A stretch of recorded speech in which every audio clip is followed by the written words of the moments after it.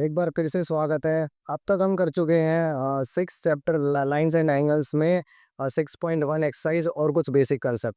देखिए 6.2 करने से पहले मैं आपको ये बता दूं कि बेसिक कंसेप्ट का क्लियर होना बहुत ज़्यादा ज़रूरी है। अगर आपको बेसिक कंसेप्ट नहीं आता तो आप ये क्वेश्चन सॉल्व नहीं कर पाएंगे। तो इससे पहले जो बेसिक कंसेप्ट की मैंने वीडियो बनाई है वो देखकर उसके बाद ये क्वेश्चन आप आसानी से कर सकते हैं। अगर किसी ने नहीं किए हैं तो प्लीज़ वो देख लीजिए।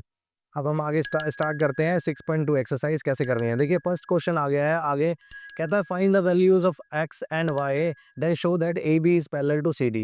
एक्स और वाई की वैल्यूज फाइंड आउट करनी है जिसमें A B parallel C D भी हमें प्रूव करना पड़ेगा। देखिए ये फिगर है। फिगर में क्या दिया हुआ है, ए बी और सी डी लाइन ये बना है यहाँ पे। हमारे पास ये पैरेलल नहीं है। सबसे बड़ी प्रॉब्लम ये है कि ये पैरेलल नहीं है। तो हम कैसे करेंगे, हमें एक्स और वाई की वैल्यूज फाइंड आउट करनी है। एक्स और वाई की वैल्यूज फाइंड आउट करनी है तो कैसे करेंगे। यहाँ पे हमें सीधे सीधे नजर आ रहा है ये दो लाइंस जो है ये इंटरसेक्टिंग लाइन है और यहाँ पर ये एक वर्टिकली अपोजिट एंगल बना रहा है। तो सीधा सीधा हमारी वाई की वैल्यू जो है वो 130 हो जाएगी। कैसे हो जाएगी देखिए जरा। सोल्यूशन करता हूँ, डायरेक्ट डायरेक्ट सोल्यूशन करता हूँ। वाई की वैल्यू जो है वो 130 डिग्री हो जाएगी। क्यों हो जाएगी भाई, इसमें हो जाएगा, इसे कह देंगे, इसका रीजन लिख देंगे vertically opposite angles. Vertically opposite angles, vertically opposite angles, ये इसका रीजन हो गया। वाई की वैल्यू तो आ गई। अब हमें एक्स की वैल्यू भी फाइंड आउट करनी है। मुझे सीधा सीधा नजर आ रहा है, मुझे सीधा सीधा नजर आ रहा है जो ये एंगल है T E P. Angle T E P आपको नजर आ रहा होगा, एंगल टी ई पी, ये वाला एंगल, ये हमें 50 डिग्री दे रखा है। और एक और एंगल नजर आ रहा है हमें ए ए क्यू, जो कि हमें एक्स दिया हुआ है। एक्स की वैल्यू हमें फाइंड आउट करनी है। तो एंगल ए ई पी और एंगल डी ई क्यू, आपको ये नजर आ रहा होगा ये एक लीनियर पेयर बना रहा है भाई। ये एक लीनियर पेयर फॉर्म कर रहा है। कैसे फॉर्म कर रहा है कि ये एक स्ट्रेट लाइन है, स्ट्रेट लाइन पर लीनियर पेयर बनता है। तो देखिए इसमें 180 डिग्री के इक्वल इसको रख देते हैं, 180 डिग्री के इक्वल लिख देते हैं और इसका रीजन लिख देते हैं लीनियर पेयर।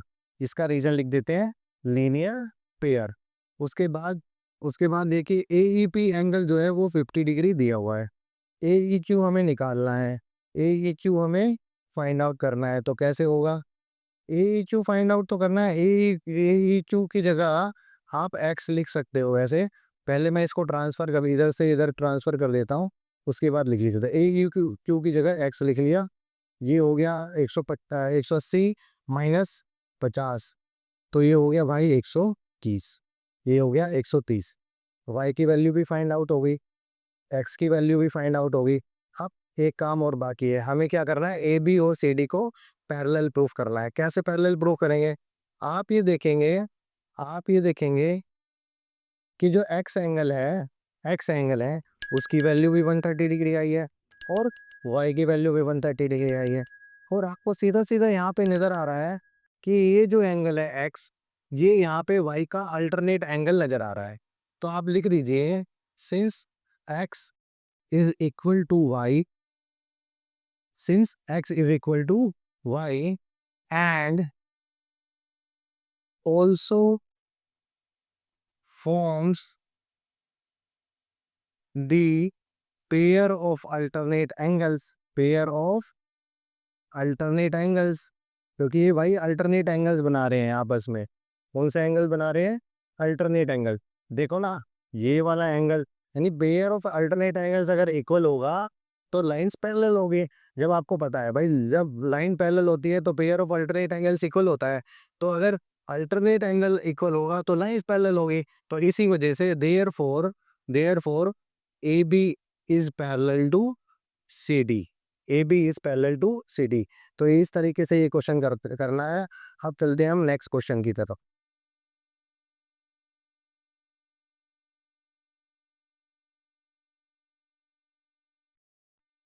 चलो भाई नेक्स्ट क्वेश्चन देखते हैं। नेक्स्ट क्वेश्चन क्या कहता है, क्वेश्चन नंबर 3 देखते हैं। देखिए क्वेश्चन नंबर 2 जो है वो क्वेश्चन नंबर 1 की तरह ही है लगभग, तो इसलिए मैं क्वेश्चन नंबर 3 करा रहा हूँ डायरेक्ट। क्वेश्चन नंबर 2 ट्राई कीजिएगा, अगर नहीं आता है तो कमेंट बॉक्स पे लिख दीजिएगा, मैं क्वेश्चन नंबर 2 भी सॉल्व कर दूंगा अलग से। चलिए क्वेश्चन नंबर 3 देखते हैं। देखो क्वेश्चन नंबर 3 क्या कहता है, ये इसकी फिगर है। क्वेश्चन नंबर 3 कहता है A B is parallel to C D. A B line जो है सी डी के पैरेलल गिवन है। E F is perpendicular to C D. E F जो है ये सी डी के परपेंडिकुलर दे रखी है, यानी कि 90 degree. Angle G E D आपको 126 डिग्री दे रखा है। 126 डिग्री आपको एंगल दिया हुआ है जी ई डी। देखो जी ई डी यानी कि ये वाला एंगल जो है को 126 डिग्री दे दिया है, 126 डिग्री। हमें सीधा निकालना है angle A G E. A G ई बोले तो ये एंगल, आपको जी ई एफ निकालना है। जी ई एफ बोले तो ये वाला एंगल भाई, और एफ जी यानी कि ये एंगल भी निकालना है। ये 3 एंगल आपको फाइंड आउट करने हैं।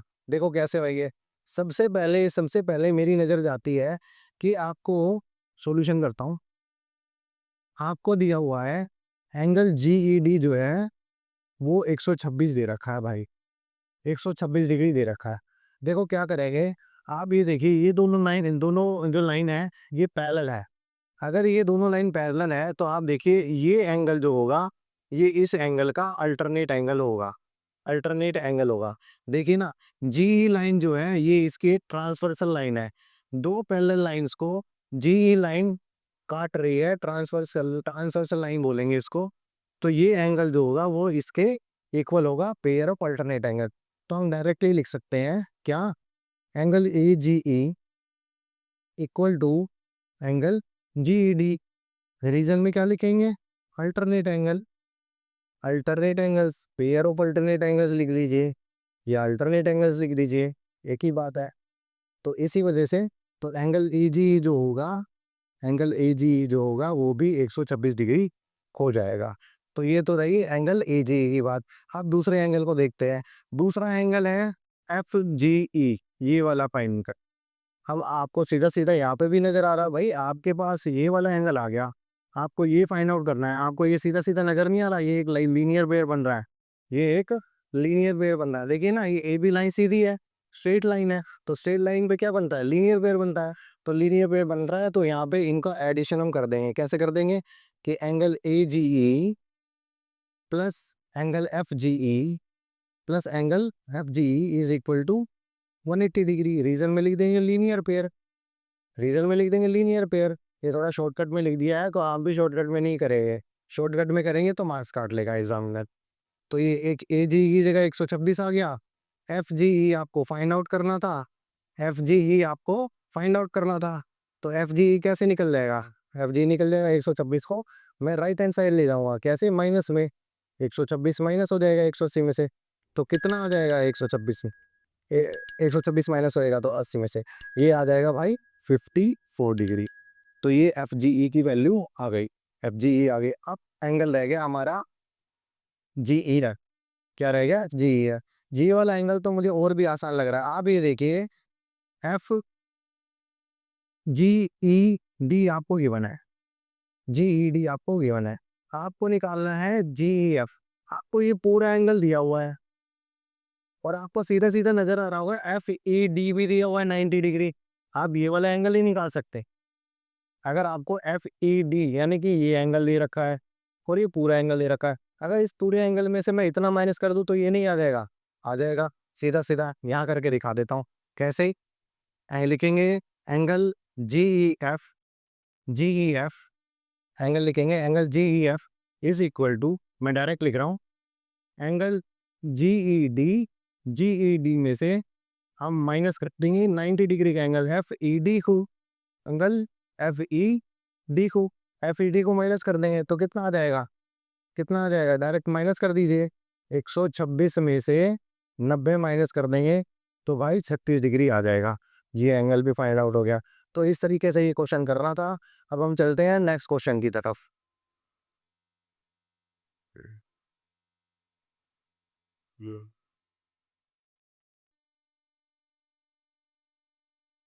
चलिए अब हम देखते हैं क्वेश्चन नंबर 4, 6.2 एक्सरसाइज का। देखिए क्या कहता है। तो ये कहता है कि P Q is parallel to S T. P Q line जो है वो एस टी के पैरेलल है। एंगल पी क्यू आर आपको 110 गिवन है। एंगल पी क्यू आर 110 दिया हुआ है, 110। और आर एस टी एंगल जो है 130 डिग्री दिया हुआ है। आपको angle Q R S find out करना है।